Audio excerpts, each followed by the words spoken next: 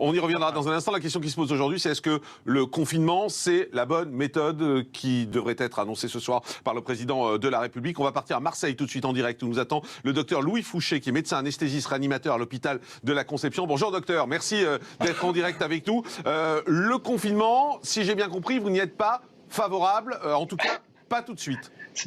C'est le moins qu'on puisse dire. Moi, je suis le docteur Louis Fouché, je ne parle pas du tout au nom de la PHM, je parle en mon nom et je parle au nom d'un collectif qui s'appelle Réinfo Covid, qui réunit 350 chercheurs, enseignants, universitaires, etc. Je n'ai pas de conflit d'intérêt dans cette histoire et c'est la première question que vous devriez poser à tous ceux qui l'ouvrent dans cette histoire.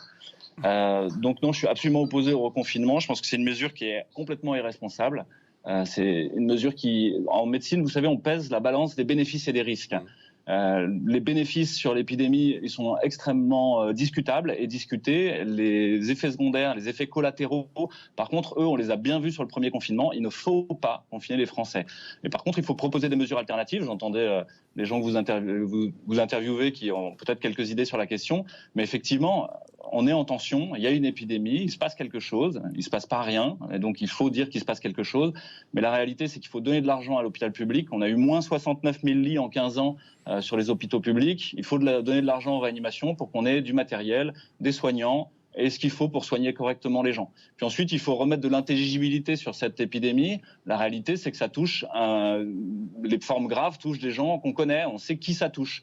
Et donc, il faut faire des mesures ciblées sur ces gens-là et arrêter d'emmerder les Français. Donc, il faut donner des masques FFP2 aux gens qui sont âgés, aux gens qui sont fragiles, aux gens qui ont peur, aux gens qui ont des comorbidités, aux gens qui sont hypertendus, diabétiques et obèses. Et voilà, il faut... Docteur Louis Fouché, pour qu'on comprenne bien, docteur, à l'instant, pour qu'on comprenne bien, vous dites qu'il ne faut pas reconfiner. Vous pouvez nous donner pour quelles raisons il ne faut pas reconfiner ? Oui, je peux. Alors, je vous entends un mot sur deux, mais pourquoi il ne faut pas reconfiner? Parce qu'il y a des effets collatéraux systémiques qui sont absolument majeurs et que dans la balance bénéfice-risque, eh ben, les risques l'emportent beaucoup sur les bénéfices dans cette épidémie. Les effets collatéraux majeurs, ils sont à la fois sanitaires, sociaux, économiques, systémiques. Sanitaires, vous avez des infarctus non revascularisés sur le premier confinement, des gens qui ne sont pas venus, ils avaient mal dans la poitrine, ils ne sont pas venus, ils se sont retrouvés avec un cœur à la caisse en insuffisance cardiaque terminale. Vous avez des cancers, des leucémies, des lymphomes, qui ont 3, 6 mois, 7 mois de retard diagnostique et thérapeutique. Et on voit des formes qu'on ne voyait plus depuis 30 ans, avec des pertes de chance en termes de pronostic qui sont majeures et qui vont largement compenser les morts du Covid, hein, et même bien plus. Vous avez des personnes âgées qui déclinent au niveau cognitif très très rapidement, d'être isolées socialement, d'être derrière des masques. Et ben nous, on a des témoignages d'orthophonistes qui nous disent de semaine en semaine, ils ne reconnaissent plus un éléphant d'un lapin. Puis la semaine d'après, ils savent plus ce que c'est qu'une carotte. Pareil, vous avez des enfants en crèche qui sont avec des tatas masqués toute la journée, qui n'ont pas le droit de les toucher.